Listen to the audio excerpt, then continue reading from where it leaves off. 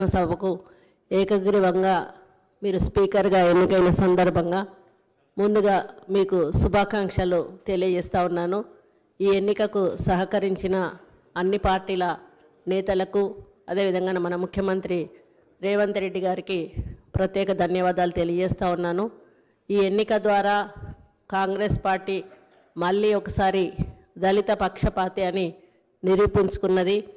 నేను దాదాపుగా ఇది 5వసారి శాసనసభకు ఎన్నిక కావడం. ఆ రోజు యనమల రామకృష్ణుడి దగ్గర నుంచి మొదలు పెడితే కిరణ్ కుమార్ రెడ్డి గారు, సురేష్ రెడ్డి గారు, మత్సూదనాచారి గారు, ఆ తర్వాత మీ ఆధ్వర్యంలో ఈ సభలోకి అడుగు పెట్టడం జరిగింది. ఈ సభ యొక్క పవిత్రత గురించి అందరూ కూడా చెప్పడం జరిగింది. ఎన్ని ఒకరి మధ్యలో ఒకరు ద్వేషాలు ఉన్నా ఈ సభలోకి వచ్చిన తర్వాత అందరం కూడా ప్రజల కోసం, ప్రజల సమస్యల కోసమే మాట్లాడాల్సింది. ఈ సభలో ఎన్ని వాదోపవాదాలు జరిగినా, ఎన్ని దూషణలు చేసుకున్నా కూడా ఈ సభ తలుపు దాటంగానే అందరూ కూడా శాసనసభలో ఒక స్నేహిత భావంతో ముందుకెళ్తారు. మరి ఈ శాసనసభ యొక్క పవిత్రత గురించి ఒక చిన్న ఉదాహరణ చెప్తాను అధ్యక్ష. ఆ రోజు మైసూరారెడ్డి గారు ఈ శాసనసభలో ఉన్నప్పుడు నేను శాసనసభ్యురాలుగా ఉన్నాను. ఆయన చైన్ స్మోకర్ అధ్యక్ష. ఆయన ఈ గడప దాటాడంటే స్మోకింగ్ చేసేవాడు, లోపలికి వచ్చినప్పుడు స్మోకింగ్ ఆపేవాడు. మేము మహిళా శాసనసభ్యురాలందరికీ కూడా ఆ రోజు నేదులమల్లి జనార్దన్ రెడ్డి గారి భార్య రాజలక్ష్మి గారు తినడానికి ఏమైనా తెచ్చేవాళ్ళు.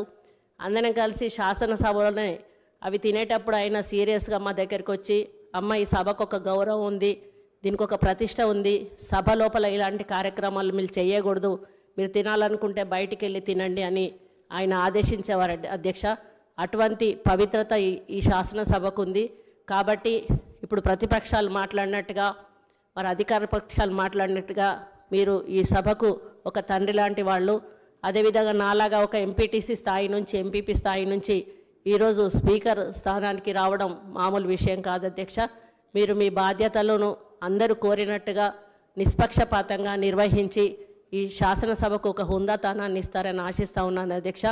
మామూలుగా పదవితో కొంతమందికి వన్నె వస్తుంది, కానీ మీ పదవితో మీరు పదవికి వన్నె తెస్తారని మీ వ్యక్తిత్వంతో నేను ఆశిస్తూ, మీ ద్వారా ఈ శాసనసభ మంచి సాంప్రదాయాలతో, మంచి ఆలోచనలతో ముందుకెళ్ళి ప్రజా సమస్యల పరిష్కార దిశగా నడవాలని కోరుకుంటూ సెలవు తీసుకుంటూ మళ్ళీ ఒకసారి మీకు శుభాకాంక్షలు తెలియజేస్తున్నాను అధ్యక్ష.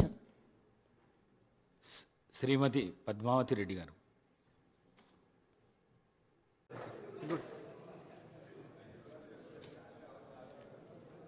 గౌరవ ముఖ్యమంత్రి గారు.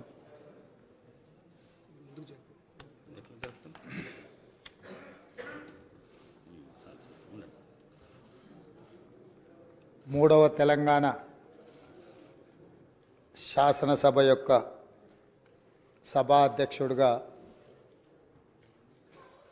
గడ్డం ప్రసాద్ కుమార్ గారిని ఈ శాసనసభలో కాంగ్రెస్ పార్టీ, భారత రాష్ట్ర సమితి, అదేవిధంగా సిపిఐ, ఎంఐఎం పార్టీలు ప్రత్యక్షంగా మద్దతు పలికి ఏకగ్రీవంగా ఎన్నిక కావడానికి, అదేవిధంగా భారతీయ జనతా పార్టీని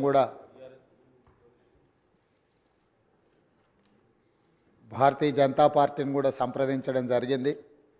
వారు కూడా పరోక్షంగా ఈ ఎన్నిక ఏకగ్రీవం కావడానికి సహకరించారు. సభాపక్ష నాయకుడిగా మా సభ్యులకు, భారత రాష్ట్ర సమితి అధ్యక్షుడు మరియు శాసనసభ్యులకు, ఎంఐఎం అసదుద్దీన్ ఓవైసీ గారికి, అక్బరుద్దీన్ ఓవైసీ గారికి, సిపిఐ పార్టీ నాయకులకు అందరికీ, ఆ పార్టీ అధ్యక్షులకు, శాసనసభ్యులందరికీ కూడా ఈ సభాపక్షాన మనస్ఫూర్తిగా వారికి ధన్యవాదాలు తెలియజేస్తున్నా. ఈ సభ ఒక మంచి సాంప్రదాయానికి మొదటి రోజే మనమందరము ఒక మంచి సాంప్రదాయాన్ని ముందుకు తీసుకెళ్ళడానికి అందరూ సహకరించడం, ఈ సాంప్రదాయం భవిష్యత్తులో కూడా కొనసాగాలి. ఈ మంచి సాంప్రదాయము సభ సమన్వయంతో, అందరి సహకారంతో ఈ సమావేశాలను మనం నిర్వహించుకుంటే తెలంగాణ ప్రజల యొక్క ఆకాంక్షను, తెలంగాణ ప్రజల యొక్క ఆలోచనను ఈ సభ ద్వారా పరిష్కరించడానికి అవకాశం ఉంటుంది. అదేవిధంగా గడ్డం ప్రసాద్ కుమార్ గారు నా సొంత జిల్లా, నేను ఎక్కడి నుంచి అయితే శాసనసభ్యుడిగా ప్రాతినిధ్యం వహిస్తున్నానో ఆ ప్రాంతం వాడు.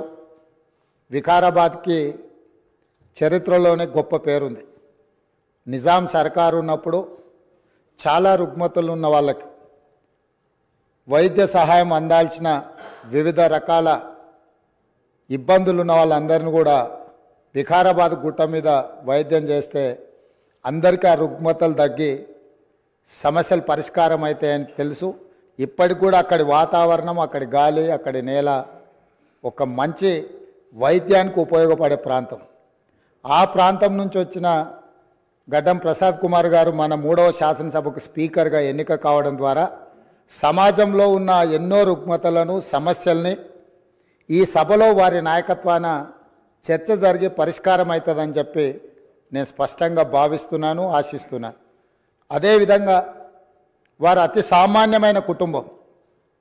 వెనుకబడి చిన్న వయసులోనే తండ్రిని కోల్పోయి కుటుంబ బాధ్యతను తీసుకొని 8 మంది సోదరీమణుల మధ్యలో ఒక్కడుగా చిన్న వయసులోనే కుటుంబ బాధ్యతను భుజాల మీద వేసుకొని 8 మంది ఆడపడుచులను సమన్వయం చేసుకుంటూ సమాజంలో కుటుంబం యొక్క గౌరవాన్ని నిలబెడుతూ ఏ లోటు రాకుండా సోదరీమణులందరినీ కూడా ఈ రోజుకు, ఆ రోజు నుంచి ఈ రోజు వరకు సమన్వయంతో ముందుకు తీసుకెళ్తున్నాడు. అంటే ఉమ్మడి కుటుంబం ఎలా ఉండాలి, ఉమ్మడి కుటుంబంలో కుటుంబ సభ్యులకు ఉండే సమస్యల్ని వాళ్ళు అడగక ముందే గుర్తించి పరిష్కరించడం తెలిసింది అని అంటే ఈ శాసనసభ కూడా స్పీకర్ గారి కుటుంబం. మనందరం కూడా వారి కుటుంబంలో సభ్యులం. అది ప్రతిపక్షము, పాలకపక్షము, విపక్షము అనే విభేదాలు లేకుండా సభ్యులు అంటే ఈ సభ యొక్క సభ్యులు. ఆ సభ్యులు లేవనెత్తే అంశాలను, వారు లేవనెత్తిన అంశాలలో ఉన్న లోతును దృష్టిలో పెట్టుకొని తప్పకుండా స్పీకర్ గారు ఆ సమస్యలకు పరిష్కారం చూపిస్తారు. ఒక కుటుంబాన్ని, ఉమ్మడి కుటుంబాన్ని నడిపించడం, సమన్వయం చేయడం, సమాజంలో ఆ కుటుంబం యొక్క గౌరవాన్ని నిలబెట్టడం తెలిసిన వ్యక్తులు ఈ సభకు సభాధ్యక్షుడు అయిందంటే మన అందరి యొక్క హక్కులను తప్పకుండా వారు కాపాడతారు. అదేవిధంగా వారు రాజకీయ ప్రస్థానం, స్థానిక సంస్థలు ఒక ఎంపీటీసీగా వారి రాజకీయ ప్రస్థానం మొదలయ్యి అక్కడి నుంచి వారు ఎంపీపీ అవ్వడం, 2008 ఉప ఎన్నికలలో శాసనసభ్యుడిగా ఎన్నికవ్వడం, 2009లో తిరిగి వారు శాసనసభ్యుడిగా ఎన్నికవ్వడం, తర్వాత వారు మంత్రిగా సేవలు అందించడం, హ్యాండ్లూమ్ వీవర్స్కి వాళ్ళకున్న లోన్లు కానీ లేకపోతే వాళ్ళ సమస్యలను పరిష్కరించడంలో క్రియాశీలక పాత్ర పోషించడము.